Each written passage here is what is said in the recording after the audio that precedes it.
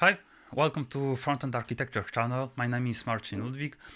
I'm principal developer and I'm specialized in front-end architecture and in general in JavaScript. And if you are interested in anything related to JavaScript architecture or stuff like that, we'll be talking about this kind of stuff here on this channel. Welcome. My today's guest is Adam Borowski. Adam is specialized in design systems. He's staff engineer. He's also staff engineer slash front-end architect. Adam, yeah, welcome. And the trainer. Hello, hello everyone. So also, and the trainer, this is like the thing that I discover myself, feeling the most enthusiastic about training itself, so training people, right?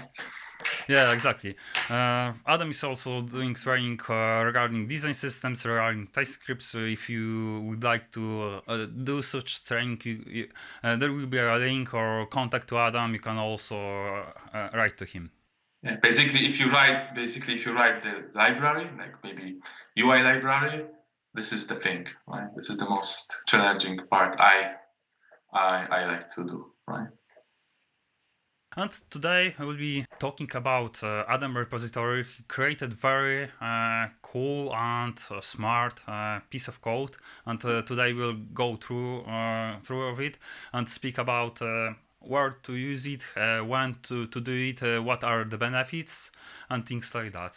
So yeah, let's get started. Yeah. So this is like a typical and non-typical at the same time repository for recruitment. Usually we have very simple requirements. Hey, download, fetch some data and display it in the list. So this is like the main requirement, but I wanted to share, to show how you can have some ideas implemented, not just to get things done, but to demonstrate the how you could build your application if you have not only one list fetching feature, but if you have more. And how to organize components, how to organize responsibilities, how to make it easy to switch between backends, to switch between test mode and not test mode, how to not be forced to use some mocking mechanism, just let's say, if you do front end, right?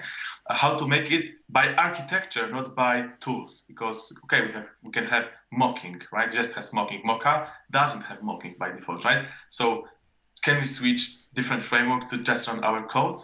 So the architecture here is like the answer. So I wanted to demonstrate some very simple architecture. It's not very, very complex. It's also a bit controversial from the React perspective, but we can also talk about how to mitigate some issues that potentially are connected to the architecture. So we will kind of split.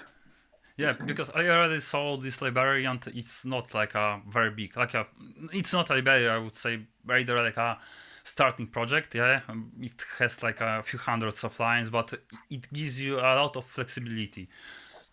Yeah, as Adam said, yeah, if you would like to switch, for example, GraphQL to something else, there is a possibility. So let's switch to the code. And Adam, maybe you could do a quick intro. Quick intro. Yes. Mm-hmm. So what we can see now on the screen is one of the stories in Storybook. The Storybook is a tool to display different components under different scenarios, different use cases, different states for React mainly. And this is part of Chromatic tool, but I think for now it's not that important. What is important is that I showed the same application multiple times. Why? Because I want to demonstrate the flexibility of the architecture. So let's say that we. One question, but if you would like to switch to another application, you have to check another option on the left menu. That's right? Or? Yes, that's the use case. Because our when we start the application in production, we don't want to switch the backend, switch different cases. This is mainly for when you deploy, right? When you deploy, you want to deploy the application that is talking to the legacy backend. Maybe for another version you want to, or maybe you want to have a feature flag, so you hide this from the user, right? What else? So, Yeah. so sum it up. On the right, we'll see application, real application. On the left, we'll see like application variations or options. Think about it as a test cases. Okay, so the test cases are on the left. You can switch it, and the test run, the interactive test run is on the right side. Now it looks like this is like the whole application, and indeed, this is the main component that you can just import it into your gateway file in React and run it. Okay. Okay. So, one comment from my side, because here we are using Storybook to demo this, and I don't know if you are familiar, but there is a pattern where you can use Storybook, for example, for end-to-end testing, and we'll be talking about it later on. Yes, basically we are in the tool that is connected to the GitHub, and every visual regression on the story is reported during even your pull request, so we can review and accept it. The tool is called Chromatic, and yeah, we can show it later on. So the main use case for the application is searching the repositories from GitHub. So this is connected to the API. We have very simple requirements. First page of, I don't know, maybe 50 or 20 pages, 20 repositories. If you click the button, it navigates you to the external page, so it's not a part of our solution. But as I told you, this is like only fetching the data and displaying it. This is like the initial requirement. We don't need to do very complex use case to demonstrate simple architecture. So if I change to something else, right? Angular, right? I can search it and I will get the response. So it looks very trivial, but what I wanted to show you, let's think about scenarios when which can happen during the development. So one day we say that we want to go with some REST resource, REST API, right? So that means that our page is loading the REST endpoint. Let's refresh the page to make sure that it loads what we want, and we have our call to the backend. And what we get there, we get some items, we get some repositories, and let's look, for example, for a specific field. We have here something that is related to this forks number, right? How we can find it? It's forks_count. So this is the backend saying how many forks this repository has. But let's say that next day we say, hey, we have new backend team. The new backend team created our GraphQl feature backend, and now our UI should optionally support it. Let's see how this can be done when we use GraphQL. So now we see our GraphQL query, and what is the response? The response is, let's see, where is our forks_count field? There is nothing. There's fork, even singular form, fork count, camel case. So we have kind of backend incompatibility. So what we do usually in such cases, we introduce the client type, right? Something that has fields that are compatible with our ESLint rules, maybe, to not have underscores, to have camel case, right?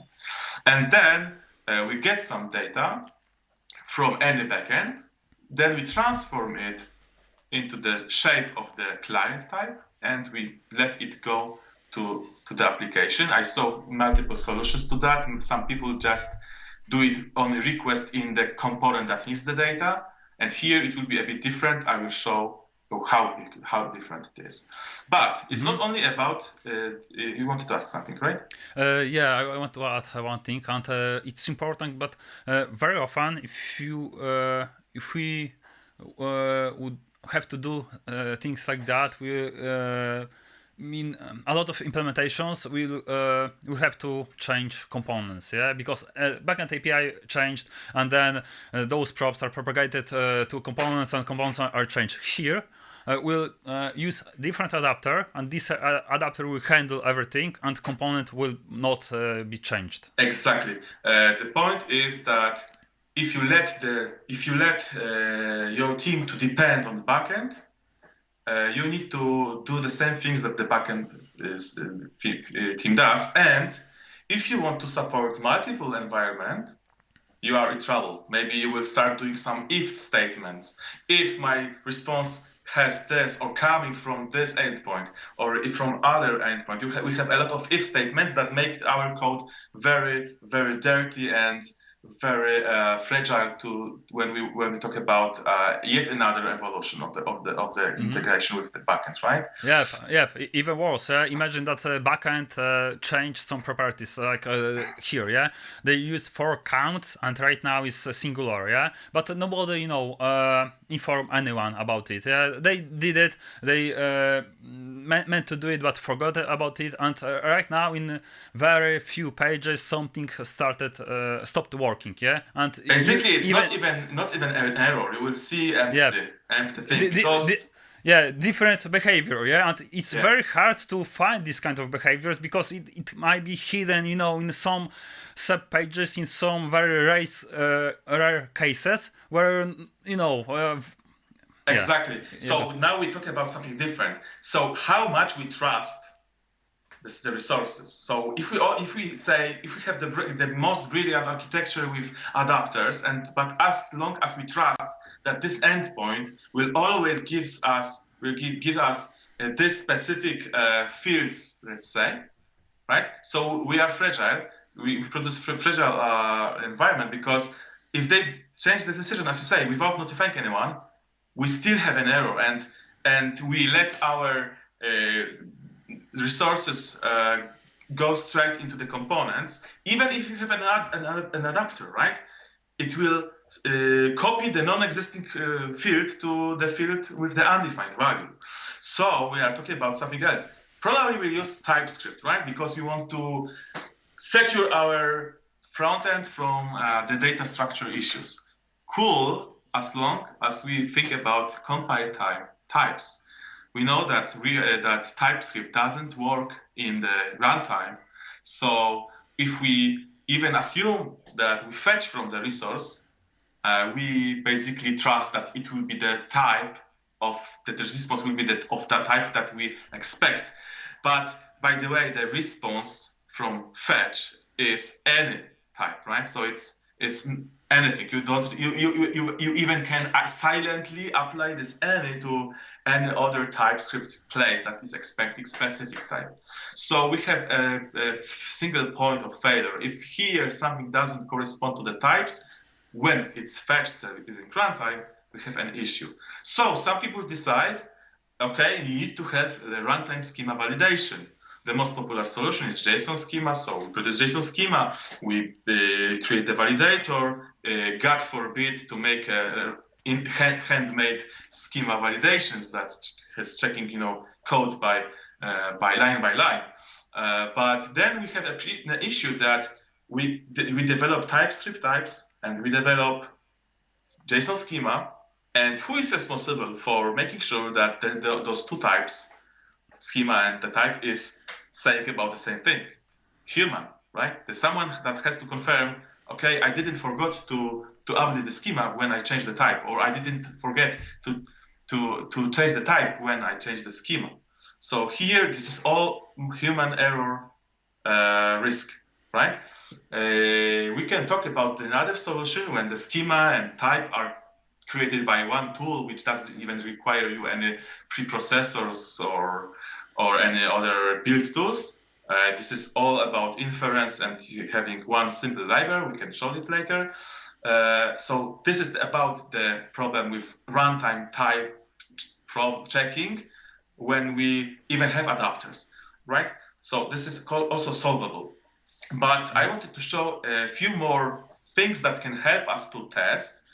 It's not related to the type, it's related to reproducing the use cases, right? We usually have a very complex user flows. Let's say how the UI looks when I try to log in multiple times and I forget the username or password.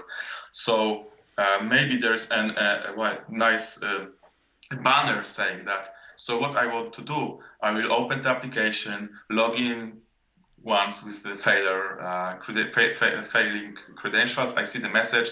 Okay, I want to see the CSS, how this looks like another time. So what I do, I click login, I enter the data, I go and see the password is incorrect message, and I do this several times, and then I lock my account, right? Because I wanted to reproduce the use case that is connected to real backend. Why? Because we do our applications connected to the backend, because we do it for our users, for production. We don't think about this when we develop components or our application.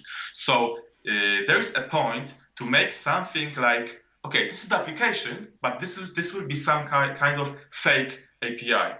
How we can achieve that? We can write a test that is using Nock or any other library in Node that is messing with Node modules, with overwriting the specific API of Node. But we don't need to do that. We can kind of extract or make some abstraction which is only responsible to define, hey, what does it mean to load the data? What does it mean to save something? What does it mean to search the next page? So if you extract this from your application and create kind of client concept, then you are free to go. You can prepare any scenarios you want without any mocking, without overwriting, without touching any tool. So this is also a portable solution. So let's think about the next use case. I want to use GraphQL still. I don't want to mock anything, right? But now I want to see how our UI works with GraphQL, but assuming a bit traffic. So you have quite slow responses. So if I search for Redux, I still get the GraphQL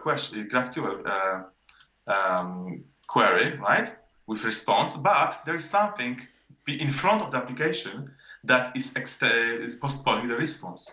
And what if you want to see how our application is looking when the response is failed after some time? So we can say, hey, I want to use GraphQL, but it can be delayed. And also from time to time, maybe every 2 times it will fail. So let's see how this looks. I search for React, I get an error, but let's search again. And there is a response. Let's search for something else. I get the error, and search it again. I get the response. And also we can say, let's talk about loaders. How the loader is looking like, how our animation, how our loader is behaving when we have very long pull requests. UX experts say that after 1 second you have to display something like loader. After 10 seconds you need to display something like, oops, it's taking time.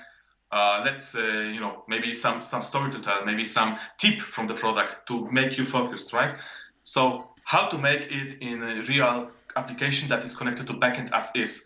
You probably go here to the network tab to do some magic slowdown, and then you want to refresh your page. And what you get, you wait for entire web page with CSS, JS to be loaded you because you have slow connection, a slow internet connection simulation. So you forgot to enable your throttling. So you wait for it, maybe, I don't know, 10 seconds. Then you can see your page, how this really looks like when it's loading slow. So using this toggle in Chrome tools is also not that perfect solution.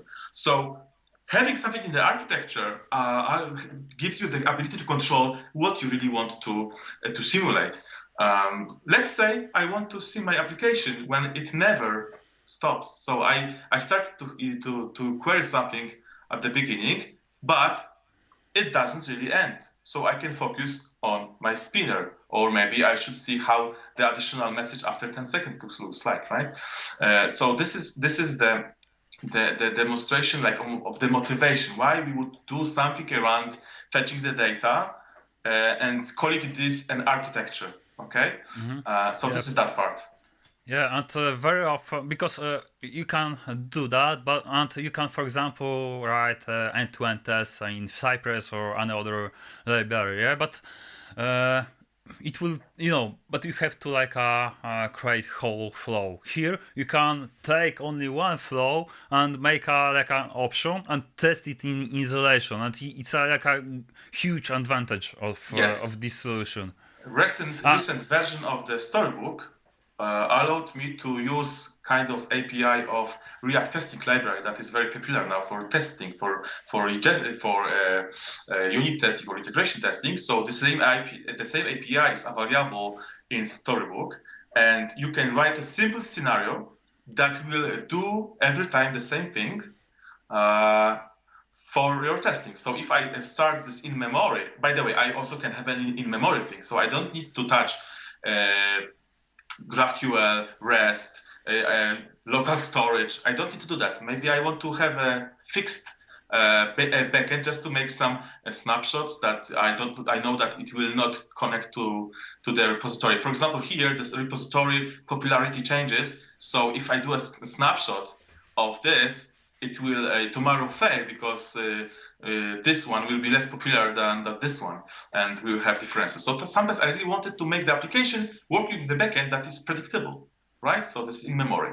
Now you see that this application is doing something automatically for me. I don't type anything. What happens here? We just started this scenario that is attached to Storybook. So we can go to the code later, but Storybook has recently a nice feature to have automated interaction as you write the test. So we can say this is like a browser test or end-to-end test. How it depends what you put here, but if you put the whole entire application with specific backend integration and you write a scenario, you have the end-to-end test, and you also can let's say put it to Chromatic. So Chromatic will do the screenshots, will notify you when there are the changes. You can review, accept or comment, refuse, whatever. But I don't want to be like I don't want to sell you the Chromatic. This is what I tried, and it looks really nice for me.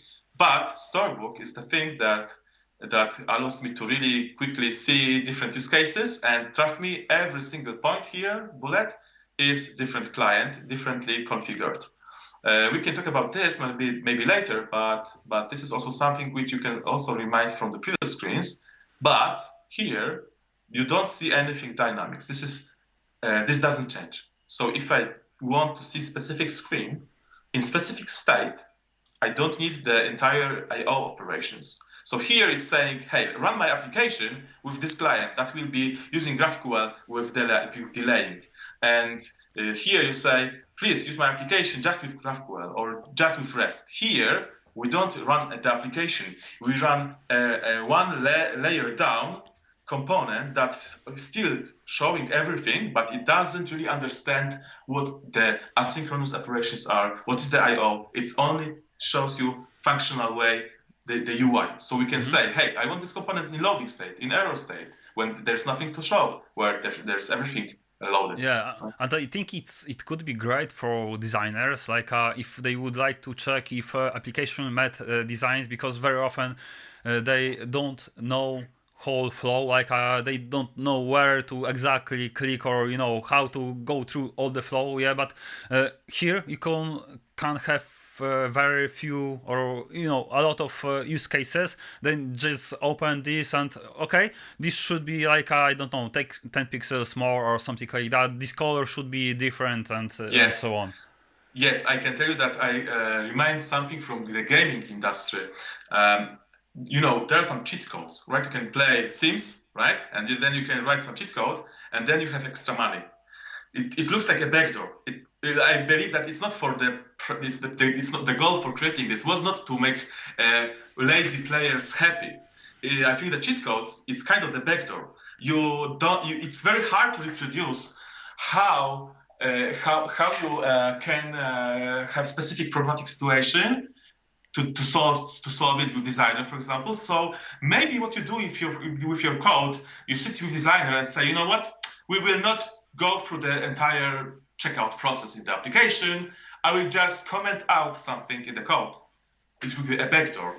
And then we can go and see this without skipping a lot of things. But there's a problem. there's a problem because you do it once and before you commit, God forbid to commit it, to forget about that you committed the backdoor, right? You will have a regression, but you remember to remove it before you commit. But as you say, designers might want to see this multiple times. Maybe product managers want to see this. Maybe developers want to really sit in the use case. So the problem is that you will do this backdoor opening and closing multiple times a day, all the time, thinking, hey, where to break the code, where to comment the if statement, right? So here there's one thing.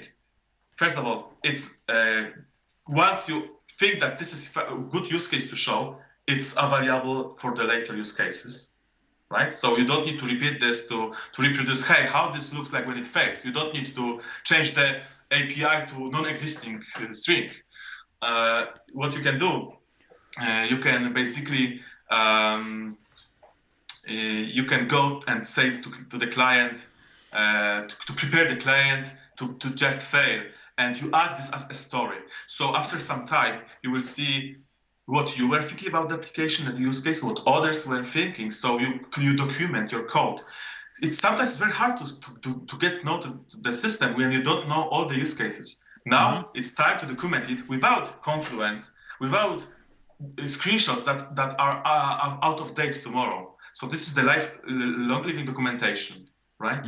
Yeah, and it's very interesting that you said about this backdoor, because very often when you are working with a QA team, they want to add like a data test ID, or some kind of state that okay, right now everything on this page was loaded, and they would like to have like a, I don't know, in the div span or whatever property that says okay, it was loaded. Yeah, but it's a kind of backdoor. It's this using that data test ID, increase bundle size, adding this kind of information. It also shows how application is working, and it might be like treated as a little bit like a backdoor. Yeah, and here you can avoid this. Yeah, because you can move this kind of testing to external tool and use it completely. Yeah, but you need to be really confident on what you test at work. Let's say, do we need to test how this looks like in entire application that is connected to the front, to the backend? No, maybe you just test the component or the application with the pure component that doesn't talk to anything, doesn't have any dynamically changed state. So yeah, we can just have this loading thing, and this will look exactly the same as in production application that is talking to some endpoint, right? So because I could hear people that saying it's not the same to test component and to test the entire application. We want to test real application. Yes, you can, but then you lose something. You pay for it, right? So we can say what we want to check, right, in specific environments. So maybe the UI regression can be checked here, and maybe the business logic can be checked in the end-to-end application that is talking to some backend, right? You don't need here to have this extra data that is the only purpose to exist is to make it easier to test, right? Okay, so if I understand you correctly, you would advise, or you will still have end-to-end test and treat here like a more state, or testing specific components and application in specific states. Is that right? Yeah, in this kind of test, I would see if I write React, how many words, like how many titles will appear, right? And maybe not exactly making sure that this component is having the correct border, because this is something you can also check in the component that is having the same UI. It's only not doesn't contain asynchronous interactions, right? Okay, yeah, it's clear for me. So maybe go show some code. So maybe we go through application and show how it looks like. Let's see how our application looks like from the very beginning. So this is the application. In application, I need to provide something, for the int, chakra, UI I use, and other things. But here I start with two different things. So this is our main, let's say, thing. So app layout is something that is really not connected to my application. This is only the container that is making sure that my application looks good in our main element, right? It's very empty, and I wanted to make the abstraction here to not mess with data, with different views. Just wanted to make sure that this is extracted somewhere else and forget, right? So this will be our Yeah, and you're using layout pattern here, is that right? Yes. This one can be also treated as kind of a container. I will explain what I mean by layout later on, but I think I will just show this one because the layout concept will be shown in a bit different place. As you already see, look what I inject here. This is the only thing. What can it mean? So I have some page I could connect it, so it's somehow telling me that this is a very smart thing. But here I say I want to work with the GraphQL client. Okay, this is our main application. It will work with GraphQL client. Of course, maybe I can import another client, which will be fetch client, REST client, right? And fetch client. And maybe I want to, do something like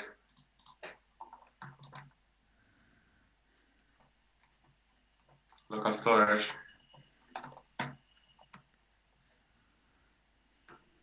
Whatever feature flag we can system use, right? So then we use GraphQL client or fetch client or GraphQL client, so we can easily make our application talking to different system based on the local storage flag, right? Here, if you go to and nothing changed. Yeah, we changed only client, and we even didn't touch any components and any code in lower layers. Exactly. So now let's go to the stories and see how this client can look like when we're talking to in Storybook to the with different backends. Okay, so let's go to our main page component and let's focus on the first thing. This is in memory. It means that it will not talk to any. It will not talk to any backend. It will only simulate some mock data. Okay, so let's see how our in-memory client looks like.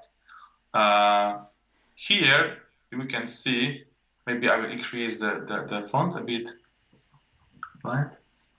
So this is our story that is shown here. Client in memory mock. So this is the code that runs this thing on the right side. Okay? Sorry for interruption. You can make it even bigger. It will be easier to read. Okay, let's make it a bit wider as well. Cool. So this is for people that don't know Storybook. Let's just say that this is a component in React that is associated with this menu on the left and is displaying the whole thing on the right. Okay, and what we do here, we have still we have our connected page, but our client now is not let's say it's not a GraphQL client or fetch client, but you see we have something very interesting. We have in-memory search client. We can later on see how this is looking like, but this one shows us that we can kind of enhance any client with another behavior. So this is kind of higher order client.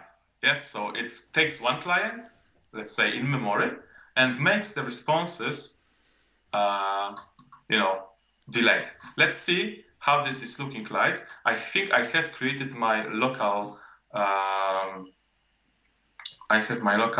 Okay, I think we will cut here because I have some issues with installation. Mm-hmm. Okay. Doesn't matter. We can continue.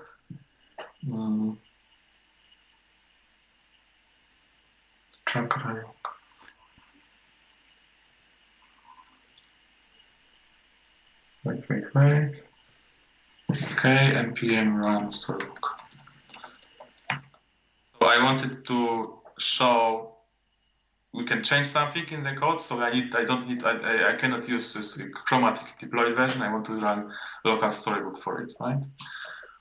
So we run our storybook. What I want to show, I want to use this in-memory mock and show you. Sorry, one question. So if you run this command, it will open in this web page, or you have to go locally because you are in chromatic.com. No, so I will close chromatic and we will talk about the web page which is run on localhost, right? Okay, gotcha. This is development environment, so any changes in the code will be reflected soon in storybook. Mm-hmm. Okay, sure. Okay, so this is our place to show. Okay, it was also automatically opened. So okay, so this is our storybook. Let's open the console to see the errors, if any. Go to pages, and this is our search page. Now, I can show you as a live demo if that I can not use this higher order client at all.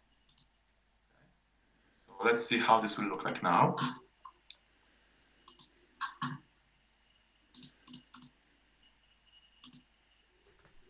Okay, so let's see the responses. Okay, so no delay right now. No delay, right? This is in-memory client. What does it mean in-memory client? Let's see our in-memory client.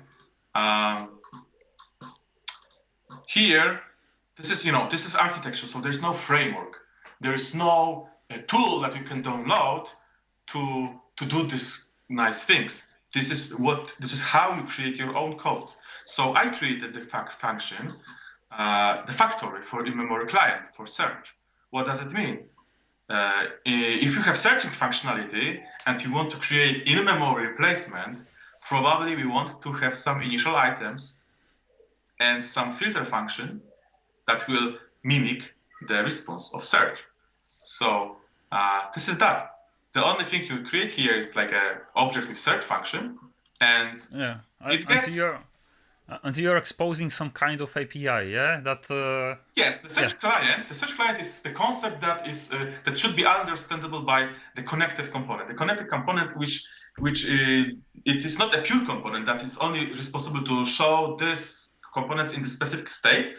The connected component I will show later. This is something that knows what should be done after the click is performed, or when to call the API, but what to call, how to call, is abstracted with this search client.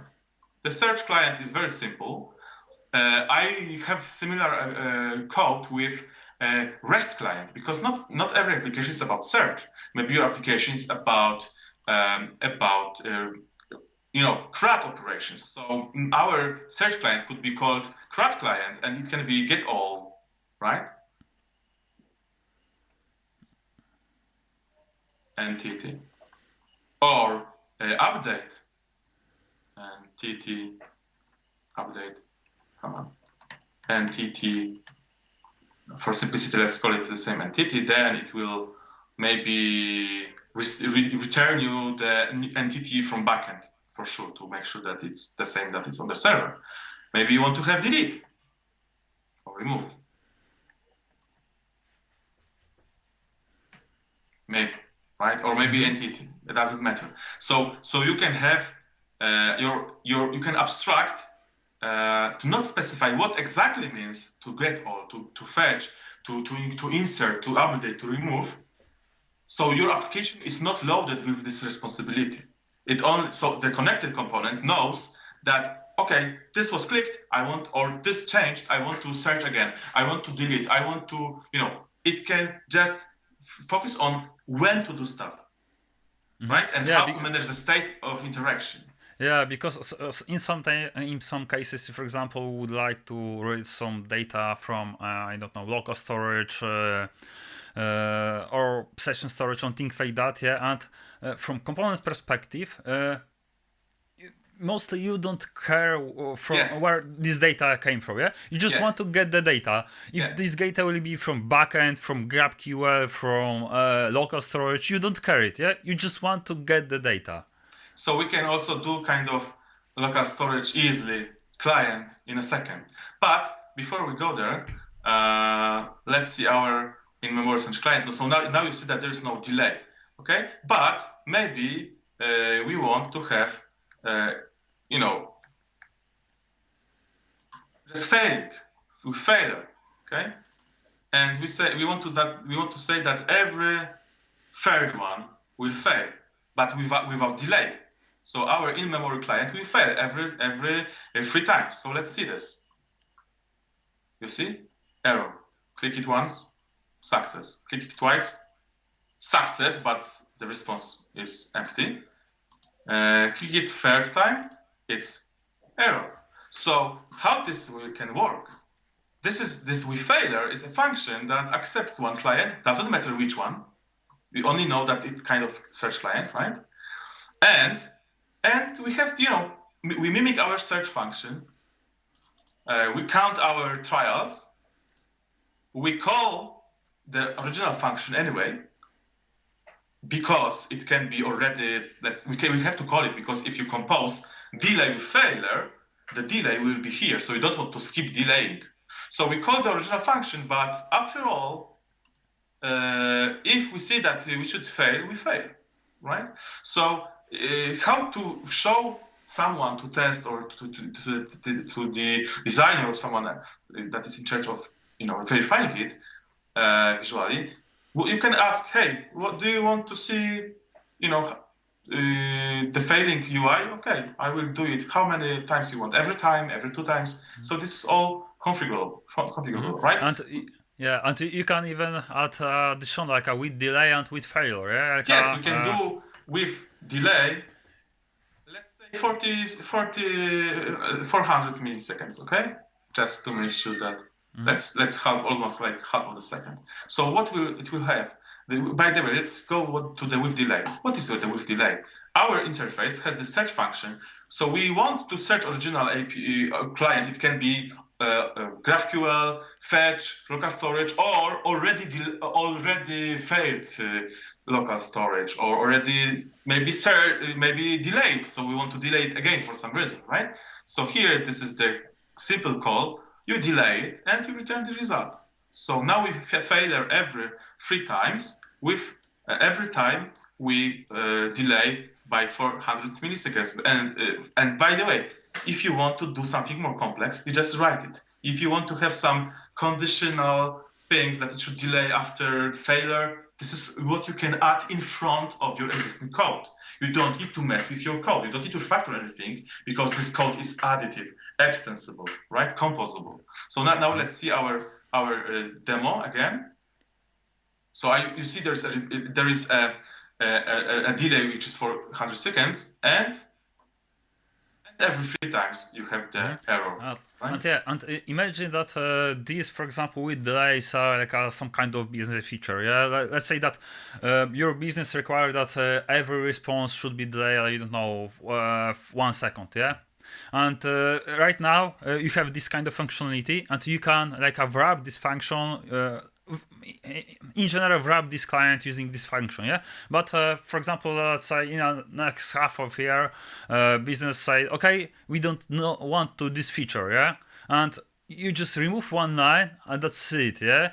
And if you usually you have to do if conditions or things like that, and remove code, test it, and a lot of things might get wrong. Yes, good point. But my intention to create this was to extend the possibilities to test it, to verify it. I think Okay. still that if you have business feature, you should create the client that should only implement how to talk to the backend. If your application should wait a bit, and this is the business requirement, I think that this should be one level down.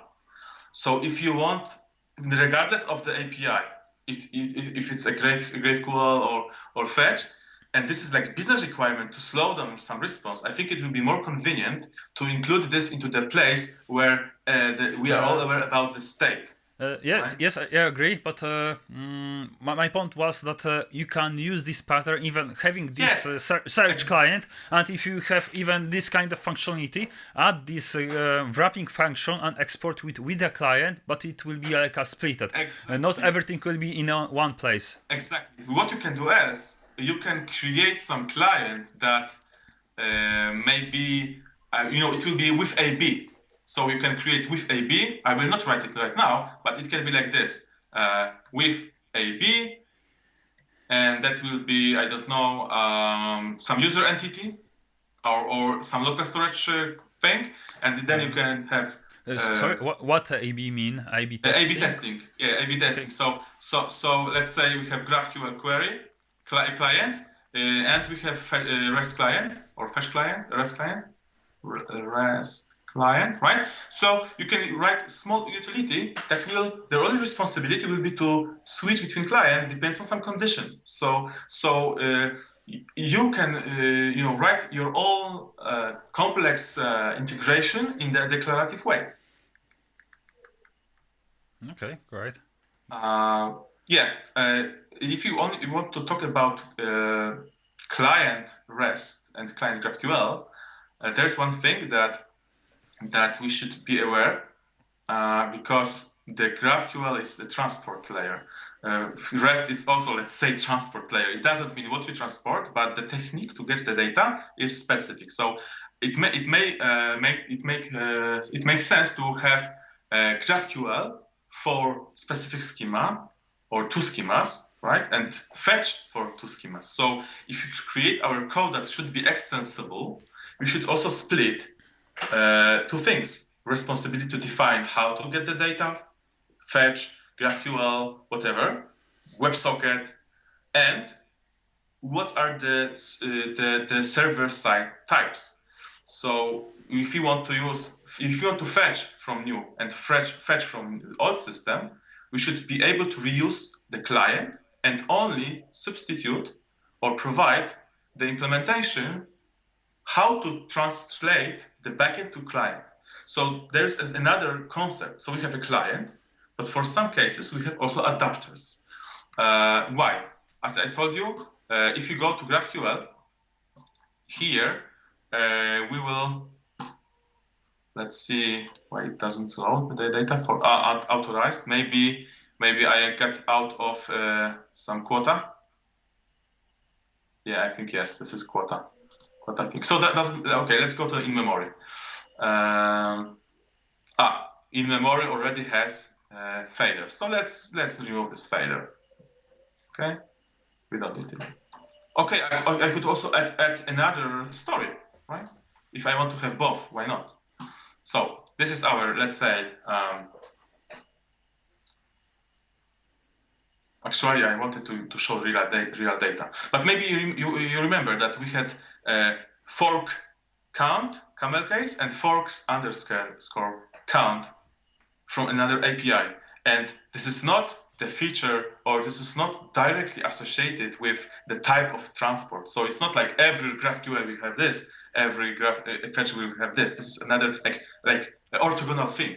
So we wanted to have a GraphQL client, but there's a lot of, or REST, let's say REST client, there's a lot of things about REST not related to our endpoints, our shape of the data.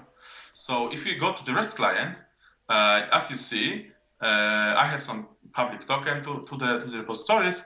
I have some URL factory, how to create the fetch thing, and adapter. So the adapter is something that gives me the method to translate whatever backend data is to the application thing.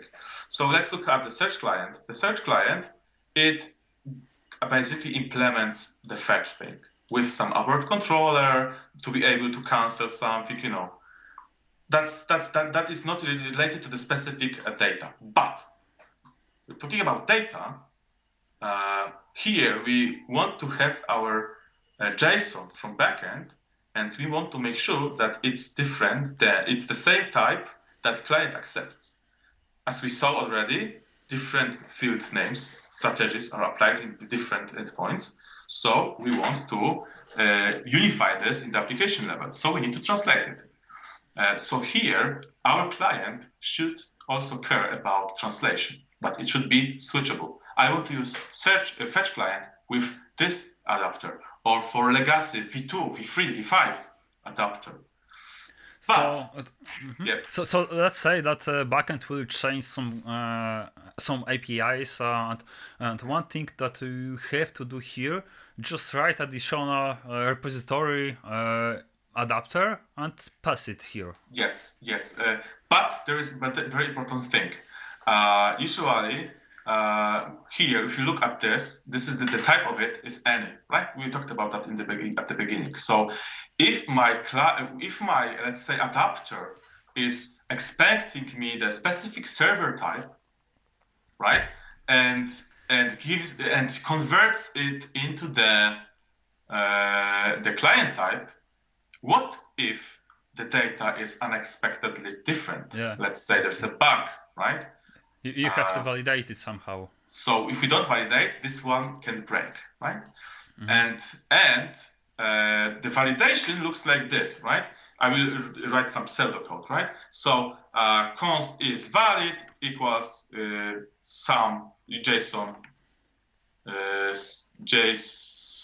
schema dot validate, right? Validate, okay? And we give our JSON. Cool. But what next? If you want to have our let's say const typed object, right, equals JSON, but this one has to be, let's say we expect this to be of the type, here's like generic attribute server type, right? So it should be of the server type. But here, what you have to do here to make sure that this is map it somehow, yeah. So this backend type to, yeah. We have to cast it, so it will be as server type, right? So here because we know. Sorry, if that was like this. If is valid, right? Then we can continue, right? Or if it's not valid, let's throw an error. Mm-hmm.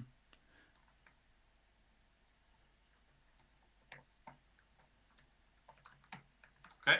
So now let's assume that everything is valid. Okay, here. I am not saying how to write this code, but I just wanted to reproduce the situation when we know that it's valid, but it's still n, right? And what we do here, we basically lie. We need because casting is like, right? Yeah. We lie because we know that this logic is executed. But this is human error thing. This is still us being so confident about this code that it works like and basically like losing TypeScript features, yeah. Because if you use any, it can be error prone.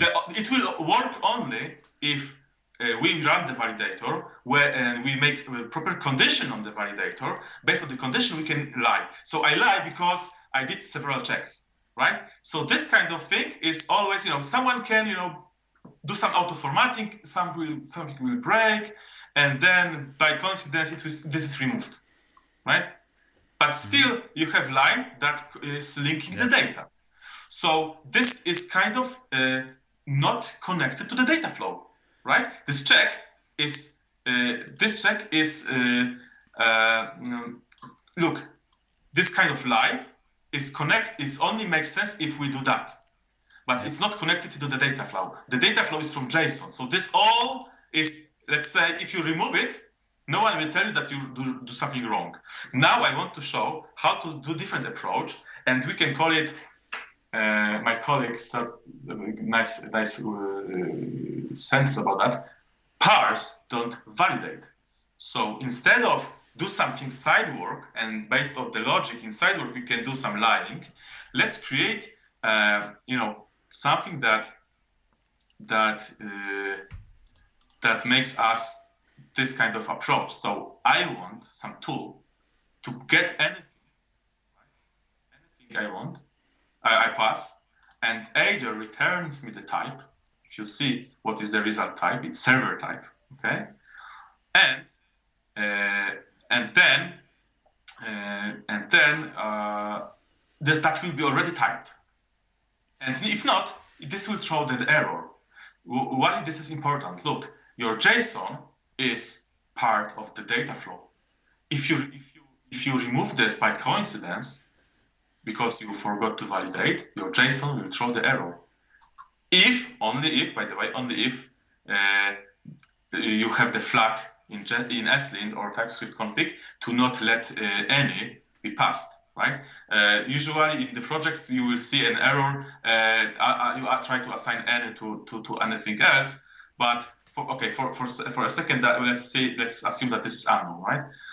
But in most of the projects will configure this to raise the error. So you forgot to parse. So your type, this is the same data, by the way, right? This is the same data. This is still JSON, but the type is not the same. So if you do like this adapter.parse, you will make sure that this changes the type. So it's crucial to be there in order to not lie, to get the type. Now, if we have time, we can talk about a bit in very simple case, because this is very abstract code. The adapter itself, it's very simple because it's only saying, hey, give me this, give me that. We can see that the adapter to bring some any clue how this looks. So look, this is the adapter. The adapter is thing that needs to implement two things: parse, and we will talk about parse later on. The parse is something like this. I will give you the unknown, any data. Give me the same data if this is valid, so kind of validating, or throw the error. And the second thing is, okay, once we have this specific server shape, server type, give me the according mapped corresponding client type, which is understandable by the entire application. And as you see here, we can have very simple mapping. So our response data has the data field search nodes. This is GraphQL, right? Thing, and then we map every, for example, fork count, yes, into the object with num forks, right? And if you go to the REST adapter, you will see that you have response.items only, not something more deeper like data search. No, it's like items.map, and then we have forks underscore count translated into num forks. So we get rid of the dependency to the backend, right? Yeah, and you even have different internal types, yeah, because internal is num forks, not event count, yeah, and this is what we were speaking previously, yeah. Yes. We have like a different internal types, and you even didn't touch component on the add additional adapter which will be calling to different kind of API, and that's it. Yes, sometimes you can even see that some fields are nested in one bucket and are flat in another bucket, or you need to do some matching between two arrays. And or even imagine that you have to call 2 or 3 backend endpoints to get the data. Yeah, you can't do it here. Like a call you can, but that indicates that you lack of BFF, so packet for frontend, so some special node service for you that leaks the backend logic to the client, or maybe you should really with full awareness, load the things in the client, because maybe you want to have caching between them, not only use these ones to call things, right? So it depends to you, but it's a very simple approach. Give me the way to make sure that to get the typed version of the unknown, or throw an error, and the second thing, give me the response from the response of the backend, specific backend. Give me the version that is acceptable on the client side. So now let's think about this parsing. So what does it mean? Let's see what is this payload schema. What is this? Look, I use first very nice and friendly library Zod, and the library Zod is a new way that we forget about JSON schema, because with JSON schema you have like this. First of all, what we have to do, we have create our, let's say, const user, let's say repo schema equals, maybe we have some tool to create a schema, and then we have to provide all the fields, whatever, right? Some structures, or maybe even try to write some JSON schema.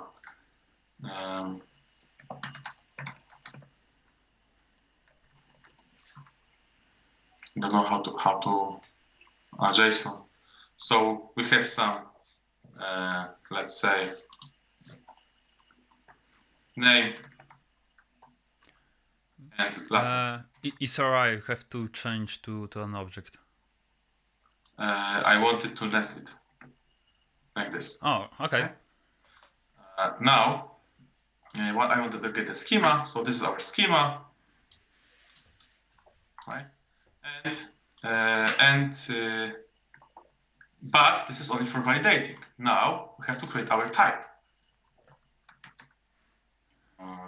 Interface backend response. So repo response, right? And it will be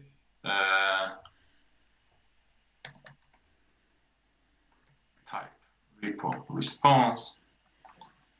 It will be something like array, right? So it will be an array of object with name string and last name string. Okay.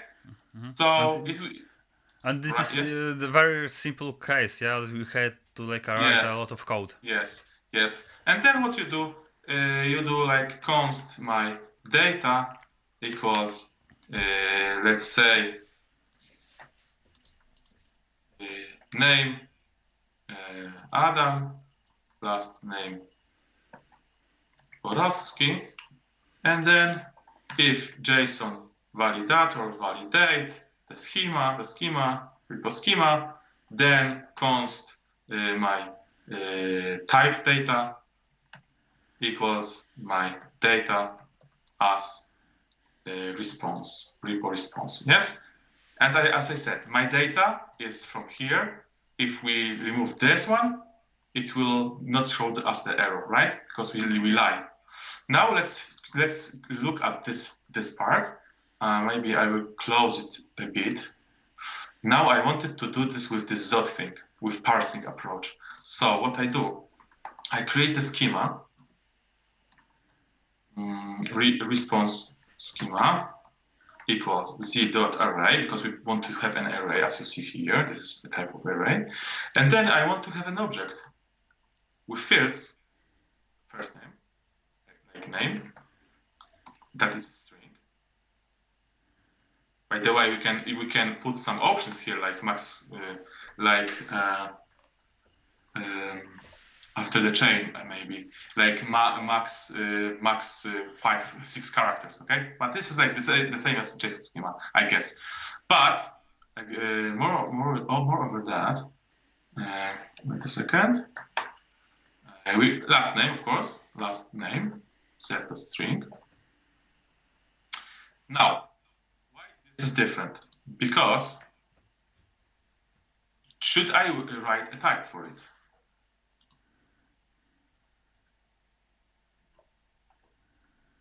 Should I write the type for it? The answer is no, because I want to have my type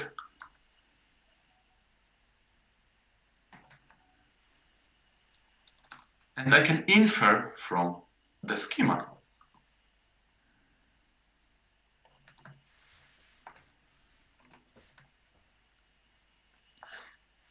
Response schema. Okay. Now let's hover response schema. What is it? Okay, great. Right? And so yeah. And you're sure that this type is correct because this library will handle everything for you. We lie in the first version, and the other version is the vendor lies. The library Zod is implemented the way that they do this casting, but this is vendor. This is tested. This is reliable, popular, so it's not on us. So from our perspective, we don't lie, and we have the contract with the library, right? Now, what to say about this thing, right? Const my super data equals response schema dot parse, and my data is this. What is this? What is the type of super data? This one. Great. Yes. If my data is broken because I pass something else, this is still the string, but it will show an error, and later on we will see, hey, you have an error if your API call, right? So this is the concept of having a validation as a part of parsing. This is TypeScript first library, so it, as you see, there's a very important thing that gets the schema and translates it into the types. So instead of something that has, API to manipulate the schema, it will recursively with this thing, right? Go and make it shallow to represent the response schema. So now let's look at how the whole thing was created. I will remove it because I have this already. Look, this is the repository schema. Question: how hard to you is to write the schema? Think about that you don't need to write the interface.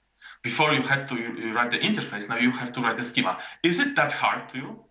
The answer is probably not. This is almost the same as you do with the TypeScript definition, but you write it as a JavaScript code, which is well typed. You can also have some, this in TypeScript it's like this, right?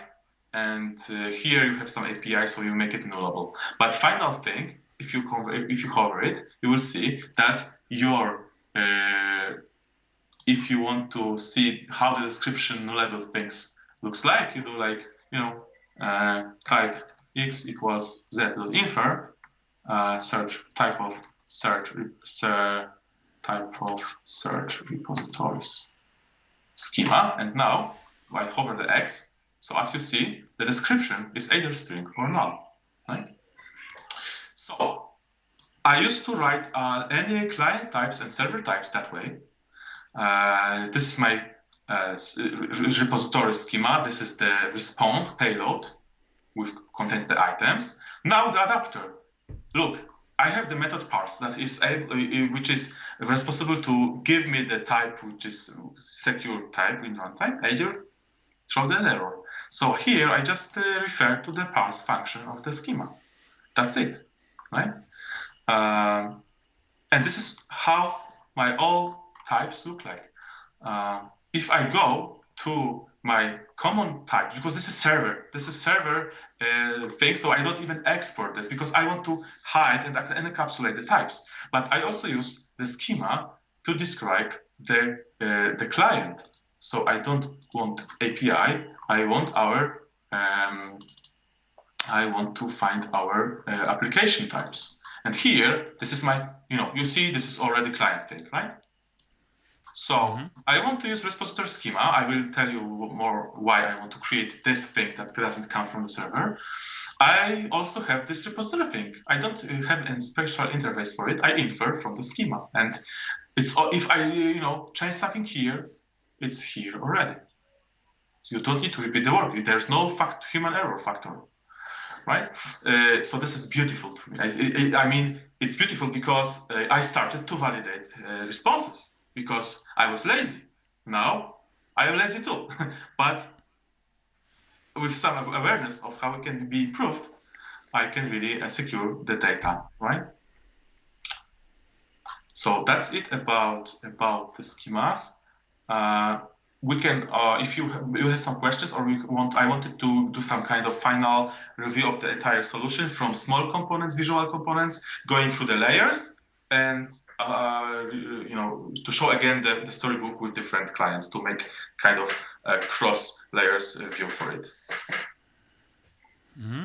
Yeah, I think it's clever way of writing the code, and everything is like a splitted, and you have multiple layers, and it will allow you to if you change something in one place, it doesn't touches other places. Yeah, you have and I think it's a good way of working with backend. Yeah, because the worst thing is that someone changed something on the backend side, and right now we have to replace it in 20 components. Yeah, I will tell you that this thought happens in a very nice context in the company I was working with, because we knew that backend is very not reliable, right? And we had some demand from the product. It was a very high priority application. And what happens with other previous products, it was like, customer success going, to QAs and bombarding us with things like, hey, this is broken, UI doesn't work, right? Why? Because they saw some broken thing in the UI and they say, oh, you are UI bug. So they were going to us, and we had stream of demands to fix this. And, backend team was relaxed. They didn't really they didn't have to deal with it. And who was blamed? We have unstable UI. So instead of that, and this is all because backend was different in the runtime, and there was some field that we wanted to map over, and it wasn't mapped, right? Because there was no field, because it has different name now. So what we did kind of security layer over our entire application, and if anything was mismatched, we showed like this: data are not compliant, please contact backend team. Right now, no demands from our team rules, right? I know this pain, because very often something is broken, and UI doesn't look like it's supposed to. Business first will go to the front-end guys, and then we have tasks to do and things like that, and then someone have to go there and check, okay, why it's broken, and it may take a few minutes, but it also might take few hours if it's hidden very deeply, and this will solve this, because it's very often that someone forgot, it's a human mistake, to do some typo, someone copy paste something, creating endpoint or something like that, and add this type and forgot about it, and it's changed everything, and right now UI isn't working, and business will start complaining, why is that, but it wasn't our fault. By the way, I was asked by someone how to secure your front end when your application is running from yesterday, and today there was a new version of application of backend, right? And the suggested solution, like expected solution, was to have some version number of the API. Maybe it can be connected with the semantic versioning of the backend, but semantic versioning is also human thing that someone can, write a different code type, and that's the problem, right? But the idea was that if you see the different version in the response, reload the application, right? Yes, we can do that, but there's a lot of things that can go wrong. And if you simply check if your data are compatible, you can secure for much more things. I wanted also to explain, because I promised to explain why I have my client-side application. Why? Because if I use React Final Form, there's a validate function. I can validate also. I can provide the schema to the client form library. They also support Zot, so you don't need to repeat your schema for the editing form, you can share it with form and validate the user input. You can have this client type to validate before you map it to the backend. Again, when you want to send the payload to the create request, you can also validate the shell. So I have clean API, clean interaction with the backend, but now I don't trust the UI. Maybe there's a mistake. Someone didn't validate something. So I want to make sure that on the level of the exchange level, so outside to inside and inside to outside, I am also fair and validating both directions, right?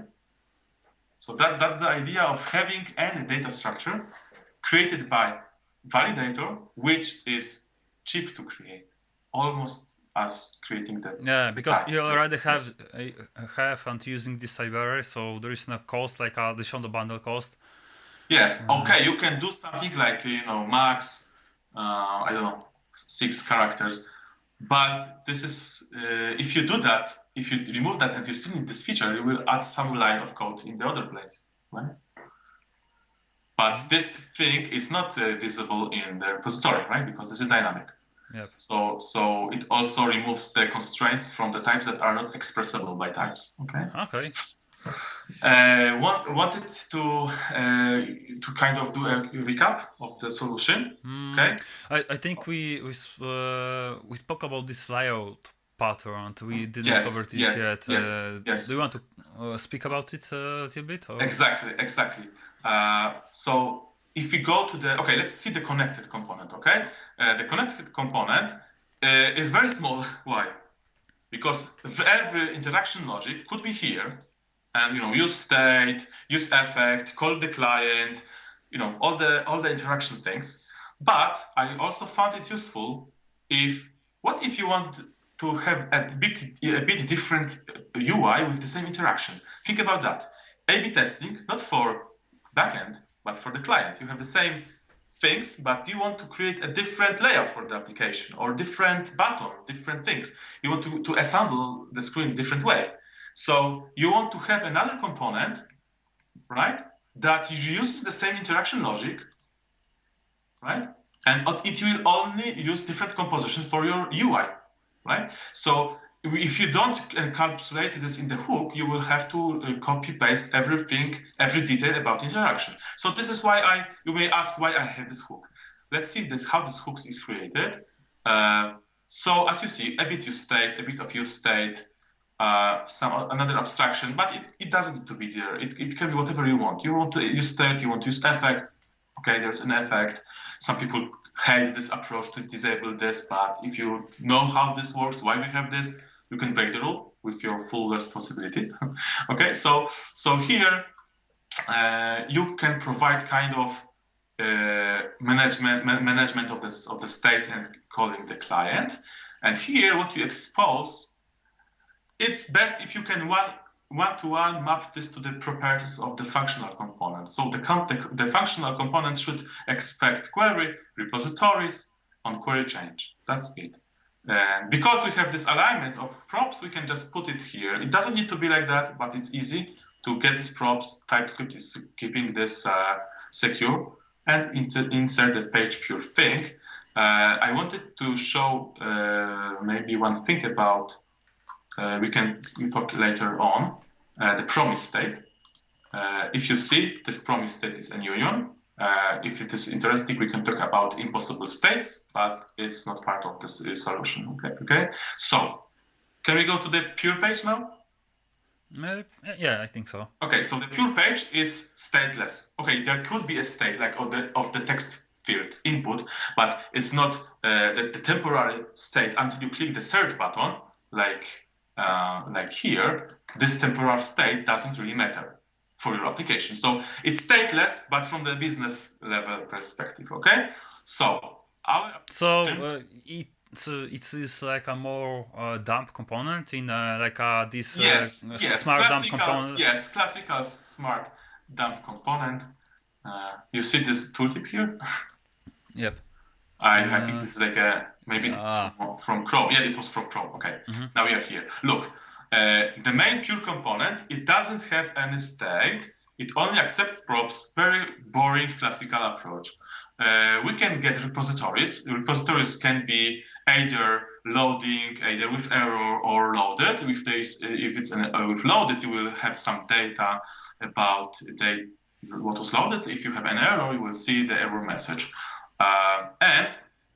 And the query, which represents the actual query that is used for the search, and the callback to connect to your button, right? So yeah, here we have some classical composition. But before you see, okay, let's identify the blocks. We have some search box, which is corresponding to this bar.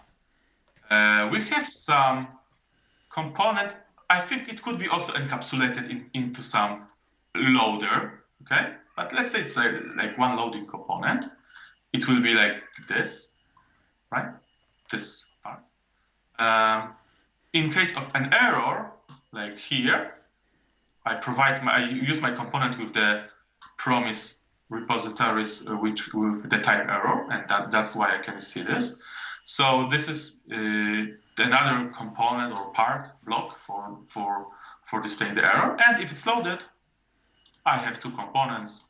If there is something, I use repositories list. If not, I use empty message.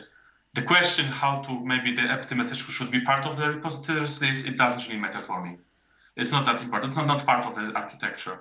You can have some freedom here, right? Mm-hmm. But look that it doesn't. It's wrapped by some layout component.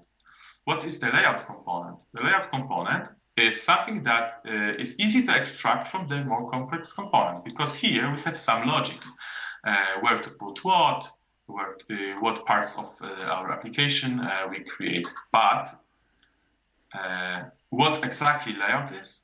Should that be sidebar on the left, header on the top? Maybe the sidebar should be collapsible. It's not part of our application. This is decorative thing, and it's here in the layout component. But there is something very important to understand. The layout component is not responsible and shouldn't be responsible for creating the children. Because I saw lots of components, lots of applications that they have this kind of thing. The component is really, this is like div, flex, sticky, whatever. It can be CSS in JS, CSS modules or some, library to have CSS inline. Doesn't matter. But here, as you see, we accept our parts as React Node. So the most generic things that can be put somewhere in the HTML or into another JSX. So as you see, the layout page component, it does perfectly one job, taking regions and making them positioned on the screen. Mm-hmm. It can be advanced. It can be, as I said, it can be toggle, collapse, responsive, irresponsive, whatever. But as long as this is not engaged into the application logic, we avoid very common drill down, because I saw that components, but the components also, they were using this approach. Okay, I have a box, but I also need the search box. Okay, I don't have these properties here, so probably I need search box props. Mm-hmm. Yeah, exactly. And the same with the children. Yeah, imagine that for one component you would like to pass, I don't know, this, for another one maybe some kind of details, and then you have to add type it strictly, and it will be very hard to do so. Very good rule. If you don't have enough data to create the thing, don't create it. Accept, inject. This is the good heuristic to proceed with, because we don't have. Why we shouldn't care about the search box and its data? Why? We don't need this. We do our job. You don't know what will be in this header, right? It can be and like this a is search. pretty extensible, pretty reusable. We can use it with whatever we want. For example, I can compose you a specific loading page which will reuse the layout, and it will have spinners only here. Like spinners everywhere. So we will have a search loading page or skeletons. I will use the layouts. Yeah. Or and no header at all. Or not header at all. But the header can be skeleton. Right? Yep. So you don't mix the responsibilities. so this is how you can achieve that. The search box inside, this is like a component as every other. Yes. How it's related to this app layout? No, it's not related because app layout is the only, if in the app layout you see that I have, one thing, app layout and page layout. This application doesn't have pages, doesn't have routing. So you can have one app layout for a general thing, like maybe viewport should be mean height, right? Mean height viewport should be like this. Maybe you want to have some very, very top level thing, okay? Maybe even this heading should be abstracted to a region, right? It's up to you how you combine it, but this layout, for example, this layout allows me to change the field. And any other pages starts from the bottom, but it's up to you how you structure the layouts. As long as you abstract from CSS and markup, put into the layout, which accepts only doesn't have any business logic, that's good. Okay, right now I think I got it. So you are using layout pattern, but you have two layouts basically. One is application layout, and the second is a page layout. Yes, you can have any other layouts. If you go to the React patterns.com layout, the layout component is the most simple example is you just have some horizontal split, start side, end side, and you have some container. That's it. It's also good thing to do. If your layout is simple, let's try to keep it away from because what is the responsibility of this component? This component is responsible for assembling the things based on the state. So why we should be responsible of this is wrong, right? I shouldn't mix responsibility of the assembly with details. Okay, I was lazy. I should extract this to the other component. But if you look at the bottom, we want to say in this component, in this part, we want to show this depends on this state, this on depending on another state, and we definitely shouldn't care about what are these, how they are structured, what is on the left, what is on the right. So we have an abstract of the header, of the children, of left side, right side, bottom, footer, whatever. So this is your layout. They are not in charge of knowing everything about your application, so you remove the drill down one level. So if you can put as much as possible things into the layouts, and your main page application will be responsible for creation of the components that needs the data, your drill down has one level. Basically, your page accepts the state from the connected component, and then you create the leaves here. The leaves need the data, so the drill down is only one level, or two levels if you consider the parent. By the way, when talking about layouts, it's important to highlight two concepts. We have the component parent and component owner. You can guess which one refers to which. Let's say if we have a pure layout and search box, for example. Which one is which? Okay, so let's say we have a search box component, element, okay? People used to call it component, but we have a search box element, right? So who is the parent of search box element? Who will be the parent? Repository, search, page layout. Yes and no, because page layout will have, the header will go to the box, right? Okay, you mean in that way, okay. This is the same thing that you inspect React here, right? And this finally, wait a second, go to components. Oh, I cannot, okay, let me disable it and enable again. Okay, now this thing, the parent of this component, I think this one, is some div element, right? So this is the parent, but who is the owner? The repository. Here, search box, right? Who is the owner? Repository search page layout, tak? He's the owner of this Layout? component, or... No. Who is creating? Who owns? Who knows how to create? Aha, this search page pure. Pure. Yes, Pure is creator, owner, right? So I wanted to highlight one thing. The layouts is about understanding the difference between the fact that the owner is not apparent, not always, right? So especially if we because some people used to have layouts, and layouts is owner of the business component. Layout shouldn't be owner of any business component. Layout should be parent, maybe indirect parent, right? But the like search box should be owned by the page. If you have routing, we have page for this, page for that. So we should own. Ideally, we should own all the components that need the data. So you have composition without context, without some props reading, without Redux, whatever, because you own the components. So there's no much data props training. So if we could clarify, the parent is where the component will be rendered in a DOM tree. Exactly. And yeah.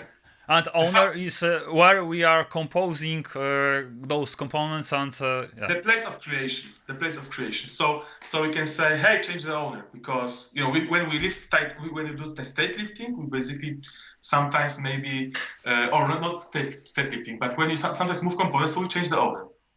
If we move the component outside another component, so we need to also change the API of props of different components. So this is changing the owner. If you just make it from here to here, we do not need to do anything because everything is accessible. This is only changing the parent. So this is about nomenclature, but sometimes it's if your team has the same language, it's good to practice it. Okay.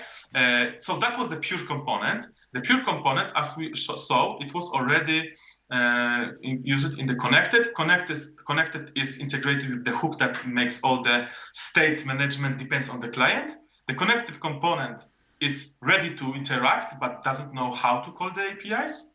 So, for example, you can insert a specific client. By the way, if you have big applications, you can have this client, that client. You can do buckets. You don't need to make one client. It's architecture. So the idea, there's no framework behind that. Okay, one thing, because I see one drawback of this solution. Imagine that we'll have like a lot of pages, because right now you're putting repositories and it's one page, yeah? And imagine you have to like 50 pages like that. And right now business will say, okay, right now we have only header and content, and right now we would like to add footer to every page. And with that solution, we will have to like replace those 50 pages, basically. Is that right? Yes, because your pages assumes that you have full ownership how to construct the page, the screen, right?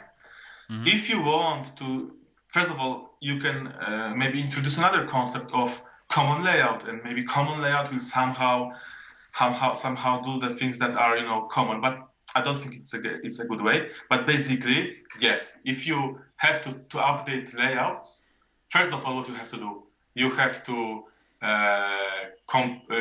change your layout component, right?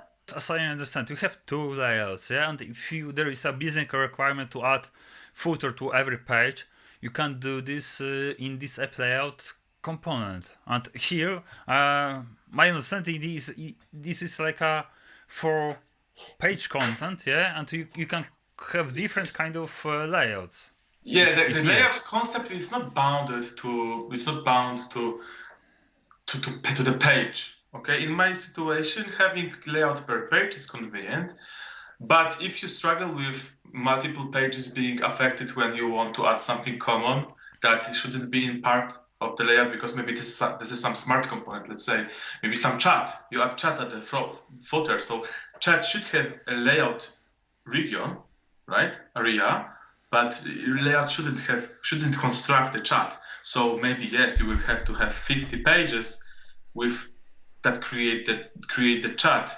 Yes and no, because this is you decide how you structure your application. So as long as we keep client concept, with adapters. We accept this. We have some interaction in the hook, and we have pure component. You can have your pure component without layouts if you want. But if you want to have layouts, you can say, okay, maybe the pages will be, maybe the page will be under the, let's say, part of the container, and the footer will be outside the page. But it's then you connect your page outside. Like let's say your application. Let's see our application. No. Okay, I think I got this because I'm very often do the same thing, but I'm calling it like a page view or something like that. Yeah, I'm not using this layout name, but it's just naming. Yeah, this is just naming. This is just naming that this is popular concept. But let's say that you have some router. The architecture or this kind of architectural approach, it doesn't really say what you should do there. Maybe you have some route, right? Sorry, this is new router, right? Like this.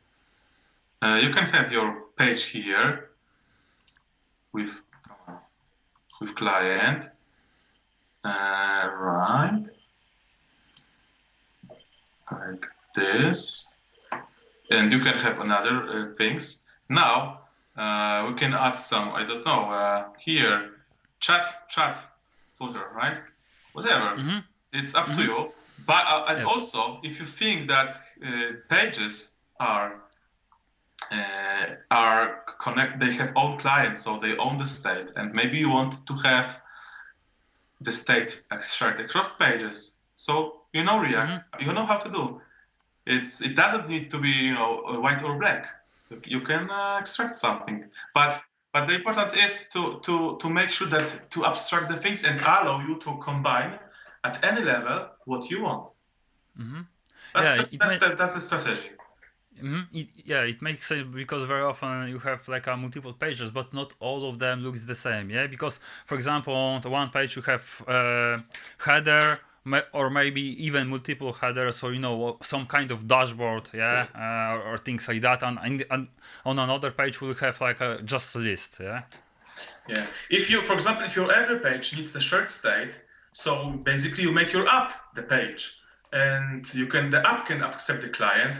App can have a hook that manages the state around this client, and app can have another pages that don't need this client because they don't own the state. This is not set in stone. The important thing is to see what can be abstracted from each other, what we can decouple, and how this can be assembled together. Right? This doesn't change. Yep. Okay. So it makes sense. And the last thing I think that people would ask is, okay, we have our application or page, whatever, but we see that every simple, small state of the application will go through props. So it means that whatever we do in our application, it will re-render the entire page, entire component, which sometimes can be a problem of the nature of performance. And very often, maybe not very often, but sometimes you have like you're passing probes and you're observing those probes, and for example on component render you're getting the data, or firing the function, and you can have an endless loop of you firing get data, then the data get from the backend, and then the functional core, so this is the functional core. There shouldn't be any use state, any use effect, any fetch, nothing. This is pure components. So the only cost of re-rendering is the React job itself, right? It shouldn't affect the way how a side effects or interaction is done. If you re-render this because of small bit of the change, right? Let's focus on that. And someone would say, hey, this architecture doesn't make sense because the state is on the top, everything is imperformant. So I would say this: people use Redux. People love using Redux. I don't use Redux. I used Redux in the past, but I don't see sense for it. But if why people use the Redux, which has the global state? So looks like it makes sense to have global state even for small part of application, and it still is a performance solution. Why? Because there's something like use selector or connect. So there's a mechanism to cut the main component that can be rendered or not, and any other component will be not re-rendered until the subscription will indicate that specific component can be re-rendered, should be re-rendered. So here, this kind of architecture, I would say again, it's orthogonal to the problem of the performance, because it's enough to say that our pure component will be memoized. Maybe not this one, but we can have something like this. We can have another component. Let's call it main. Let's call it maybe cached component. Some memoized component. For a second, okay? Memoized component page. Okay, and look, this. Let's say that memoized page is memoized thing, right? So that will be our page. Here it will be return all our page, but since it's memoized, look, whatever change here will not re-render this component, but how we did in Redux. Let's say we can have our small component like, I don't know, search box, right? Mm-hmm. And search box can be effectively connected. So let's for a second, let's say that we have here our Redux,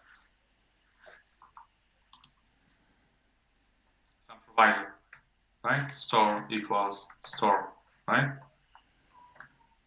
So now you see that this component can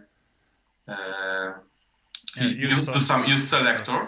And what is the problem? The store is mutable thing, so you can have like store replace state, if I remember right, replace state, and this all can be done in use effect, simply like that. So what does it mean? That your component will be rendered every single time, but since it doesn't really do much, it's one component, it has one effect, one replace state, right? It will be very performant as Redux, because Redux also, every action has to have new state, and all connected components have to be checked against re-render. So now this one, let's say we have all props somewhere from props, right? Like here. Okay. All our props, and all props go to the state. And then we provide it to the context. Normalized page doesn't re-render, so we don't have the entire tree re-rendered because it's memoized. And every specific search box or user, avatar, whatever component we used to do with Redux can efficiently subscribe to it. And if we don't want to use Redux that way, we can, maybe Recoil can help us, or maybe I even created some library for it. So it's like a fast context, because we like context, but when it changes, the whole thing that subscribes to the big context renders. Of course, we could do like domain context, and it also kind of helps to that one component we will subscribe to only one context. It's also possible. Or we can, as I said, we can create some library that will be very similar to your Redux, but as I write here, it's like React Redux without Redux, because it doesn't have this all reducer actions things, but it allows you, look, this is like this. You have some You have some data. It can be from props, from state. You provide it, your application consume it, and that's it. Right? So basically, different way for global store. Yes, yes. I think React will work on. I think React will work on the context that can be partially subscribed. I saw some RFC for it, but I don't track it often. But still, our architecture requires the state to be visible on the top. It has some consequences. It triggers a lot of things. But if we love this kind of other good parts of the solution, we can mitigate the problem of renders with something that we already use or the concepts we know, right? So in my case, for small and medium-sized applications, this is enough, right? And I really like this kind of separation of concerns in the clear, clear way. You're right. I don't know, maybe few hundred lines. Yeah, it's not too much. That code that it gives you a lot of flexibility. Yeah. Right now we can go with any, maybe not any, but a lot of different ways. Yeah. Do this memorization, change it to another solution and things like that. Yeah, if needed. Exactly, and you can switch technologies. For example, you can use not Jest but Mocha or something else that doesn't support mocking. Without you want to test your component. Most of components are pure, so you don't need to mock anything. But if you want to test your application, you provide different test client, and that's it. I think it's very powerful solution. It's not common yet to write applications like that. Very often you stick to one solution, or you hard code a lot of things. But if later on, if for few months or years, you have a lot of problems, because then you have to switch something or add additional things. I think the most important part for the success is to have an idea, because you can do something. You can do it differently. You can maybe have GraphQL in every single component that in my version shouldn't know about GraphQL. But the important thing is to think how you would do this tomorrow, the next year, right? And if there's a room for additional things, additional requirements. And if you just add a component and we will see how to do that later. You basically made the implicit architectural decisions that are hard to revert. Okay, so I think we can finish with this strong sentence. I think it's a good one. Thanks for watching. Thanks, Adam, for that you agreed to record something. Click subscribe if you would like to get notified about the next videos. If you have any questions or would like to ask to answer, or something was unclear, type a comment. Adam, thanks for watching. As a reminder, Adam is doing trainings. He has a few trainings. Maybe Adam will leave the time for you speak about those trainings. I hope that the links will be there under the video, so we will get the right page to see it. But I created 2 trainings for React people, and one is it will be released soon. All of the trainings are focused on deeply understanding the basics. So, for example, we want to learn React, but sometimes we just learn the surface. We don't want to open the black box. Let's say what really React does. We could even see and exactly what steps React does in order to render our component, what is returned in this JSX thing, how this corresponds to the outcome, when it is all executed, why, and what are the challenges to the key attribute, which is only new that it should be unique, and that's it. So we will now understand what the mechanisms are under the hood, under the surface, to really see the motivation to do it the right way. I hope that having this knowledge will make you more confident to make the decision, not only because someone is telling you that to do that. That's one thing. I also have a training for creating and maintaining the libraries in React, component libraries, which with the strong focus on the developer experience and the API shaping. That's a very big challenging environment. We could talk about compound components pattern, which is very extensive. And there's a new workshop and training with TypeScript. It's mostly for people that say that they know TypeScript, so they will be not using it. So the goal of this is to encourage people, not to encourage them, it's to let them learn it again and probably change their mind. I think that Adam has proven that he has a lot of knowledge and it's worth to work with him. We'll put links in the description so you can you can go with the trainings if you would like to. So again, thanks for watching and see you soon. Bye. Bye.